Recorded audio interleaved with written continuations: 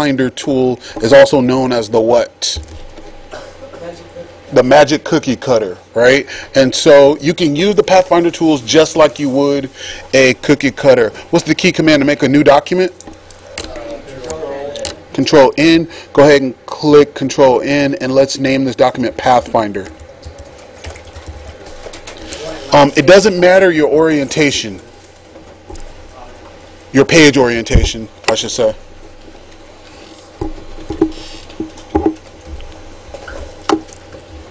All right, so we got our new document, and you're going to need these tear-offs. You're going to need your shapes, and you're going to need your Pathfinder tab. Go to Window Pathfinder, and it should pop up for you. And let's do window swatches. And those should be the only three that we need. Pathfinder, swatches, and the shapes tear off. Okay. All right, next. We want to have on our we want to have a fill. Let's just start off with the black fill and no stroke. Black fill and no stroke.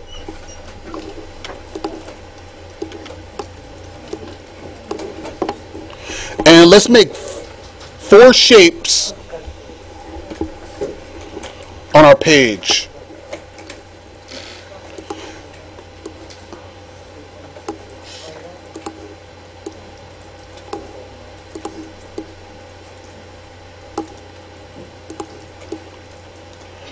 Once you make those 4 shapes, make them 4 separate colors.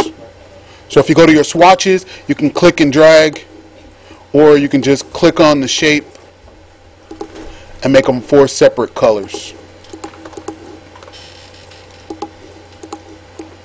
Okay, so you should have shapes that look like this.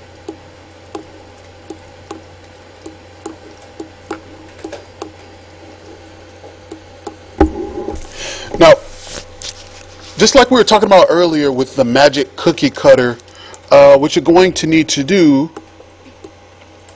I'm going to put 2 of these shapes off the artboard, is you're going to need to overlap 2 of those other shapes. And I want you to choose different colors for these, because when you use the Pathfinder, then you'll see sometimes it'll merge colors together to show you that you actually have used the Pathfinder correctly. Okay. Let me zoom in. There we go. All right. To use the Pathfinder correctly, you're going to need these 2 arrows on your toolbar. The black arrow called the selection tool and the white arrow called the direct selection tool. We're going to be using these frequently today. We want to use the black arrow tool to select both of these objects. And one of the ways you can select them both, obviously, is by doing holding down Shift and clicking on each of those, right? What's another way you can select 2 objects? Control A will select all 4. What if you only want 2? Just drag out a little selection, and anything that rectangle touches will then be selected. Okay, so we just want to select 2 of those objects. So you can click and drag out a selection that touches either of those 2. Or you could hold down Shift and click on each of those separately.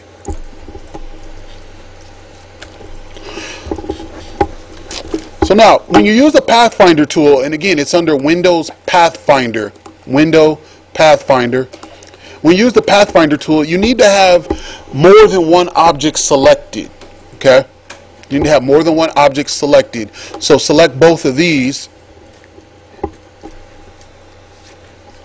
And now we're just going to use the very first one here that says Add to Shape Area.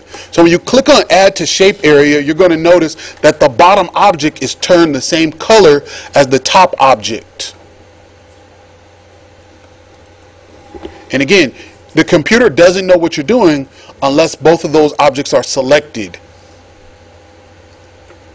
Okay? Now, this isn't set in stone. If you can take a close look, you can still see my star You can still see the path of my star inside of that hectagon that I made. Is that a hectagon or octagon? Whatever. And in fact, if you click on the white arrow, you can still move each of those objects separately. They're not set in stone.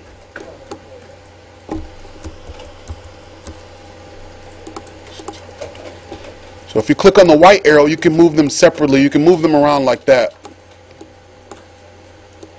And this is cool because even though you've selected the add to shape area, which will merge two shapes together, you can still make some adjustments and move some stuff around.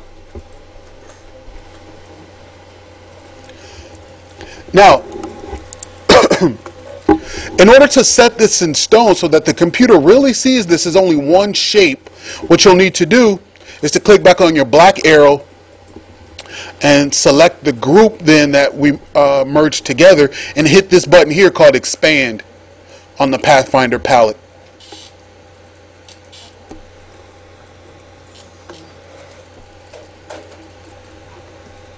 Once you expand it, now the computer sees that as one object. And you can resize it, reshape it, put a color in it, change its color. You can do whatever you want to. And now that's one solid shape.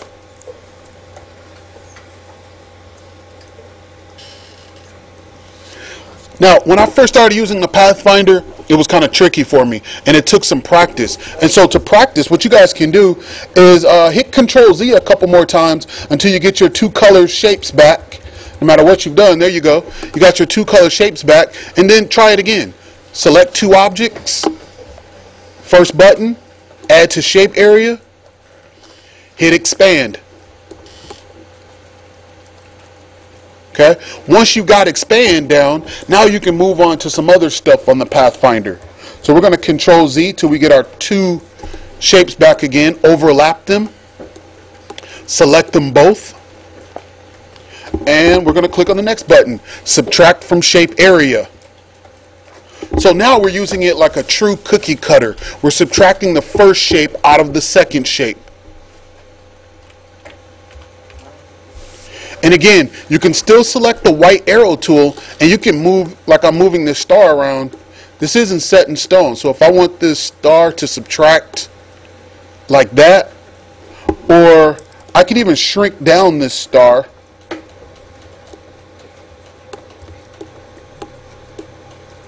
If I want it to be smaller to fit in there like that.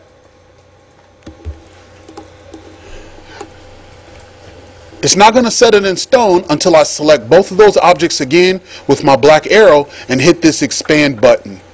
The expand is the key. Now the computer sees that as one object.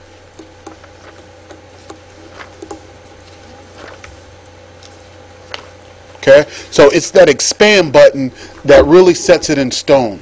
All right. Now, some of you guys aren't getting the desired effects because you still have strokes on your shapes. So when you're just learning the Pathfinder, take off all the strokes. Like I said at the beginning of the demo, take out all the strokes first, then use the Pathfinder. It's still possible to use with the strokes, but sometimes it makes it really confusing. So that's why I just like solid shapes.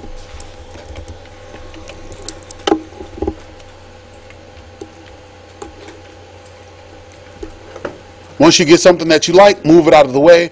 And now let's select the other two shapes.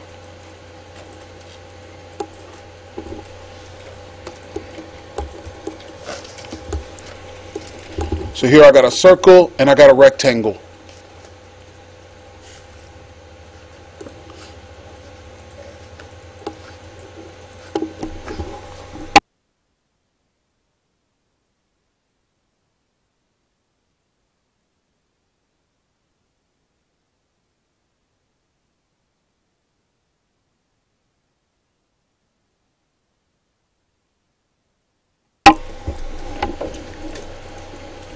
So now I've overlapped the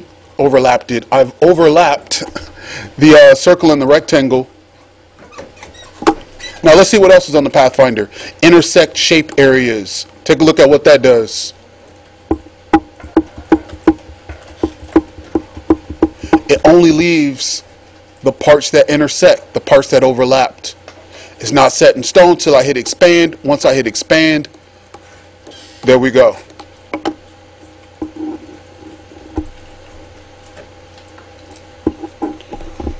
And again, Control Z is your friend. Keep Control Zing until you backtrack till you get your two separate shapes with two separate colors, and just keep practicing. Remember to take your strokes off first.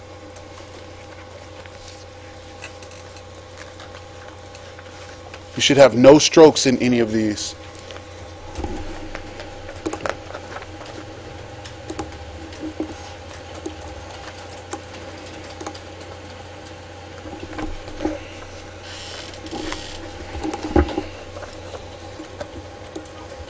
Now, on the worksheet that I gave you guys, it asked you to use your Pathfinder to chop off some hills that were overlapping the side of your artboard. Is that correct? And I think to make the hills, there were like some green circles you were supposed to make like this. And then I think if you held down Alt, you can make one of them black to make like the drop shadow. Right click, arrange, send to back to make like a little shadow like that, right? And what I would do if I were making those same hills, I would select them both, group them together, and now I can hold down Alt to make copies of that group.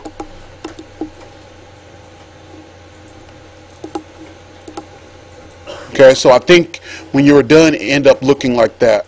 But the problem you guys were having was you needed to chop off those hills at the bottom of your paper because they overlapped like this, right? And there was a whole bunch of other stuff that was behind it. You had a background, all kinds of stuff that was behind it. And so I know as a workaround, what some people did is they put white squares on the side of here, right? And I used to do that too back when I was in 3rd grade. But now I'm going to show you the adult way to use the Pathfinder to do some stuff like that. You were on the right path when you did that. The only thing that you have to do though is you have to use the Pathfinder like this. So if you put a rectangle on the side over here, you know you kind of want to chop that off. And I want to get a little bit closer. There we go.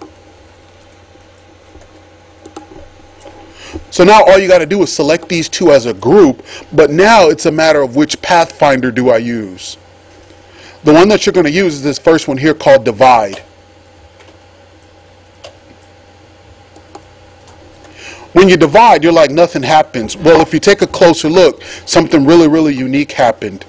If you take a look at my anchor points now, you'll notice that those anchor points line up right exactly on the side of where that rectangle overlapped.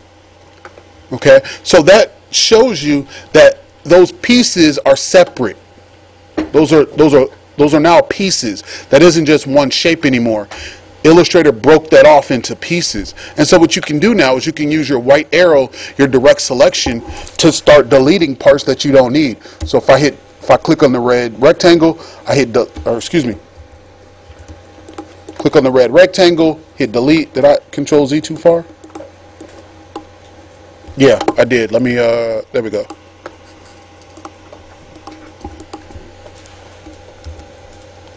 Now I can just start deleting these off of here. And now I can just go through and singly delete the pieces that I don't want. Now it gives me my clean edge over here. So using that same technique then,